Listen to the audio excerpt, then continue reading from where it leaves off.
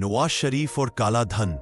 क्या आप जानते हैं कि पनामा लीक्स से एवनफील्ड अपार्टमेंट्स तक कितने बड़े राज खुल चुके हैं? आज की इस वीडियो में हम लाएंगे 10 दिलचस्प और मालूमाती MCQs जो आपको हकीकत के करीब ले जाएंगे। तो वीडियो को आखिर तक देखें और अपने इल्म को बढ़ाएं। नवाज शरीफ पर काला धन रखने का सबसे पहला बड़ा इल्जाम किस दौरे हुकूमत में लगा?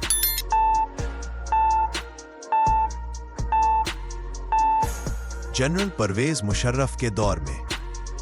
पनामा पेपर्स में नवाज शरीफ के खानदान का नाम किस साल सामने आया?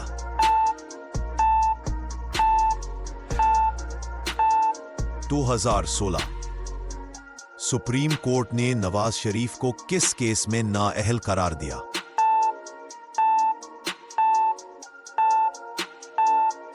Panama case.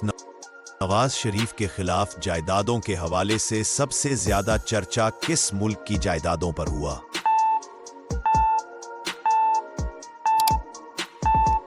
लंदन।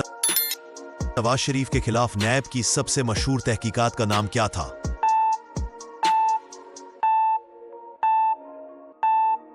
अल अजीजिया स्टील मिल्स और एवनफील्ड रेफरेंस। नवाज शरीफ को पनामा केस में किस बुनियाद पर नाअहल करार दिया गया?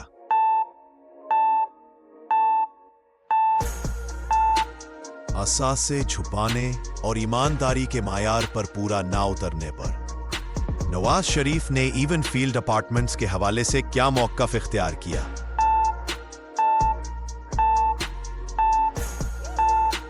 ये जायदादें उनकी नहीं बल्कि उनके बच्चों की मलकियत है। नवाज शरीफ को अल अजीजिया केस में कितनी मुद्दत की सजा सुनाई गई?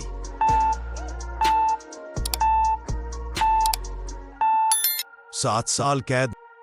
नवाज शरीफ ने सजा के बाद इलाज के लिए किस मुल्क का रुख किया?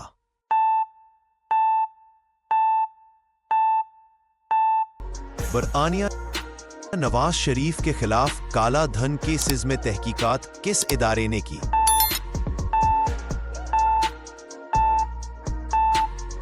नैब, कौमी एहतसाब ब्यूरो और FIA।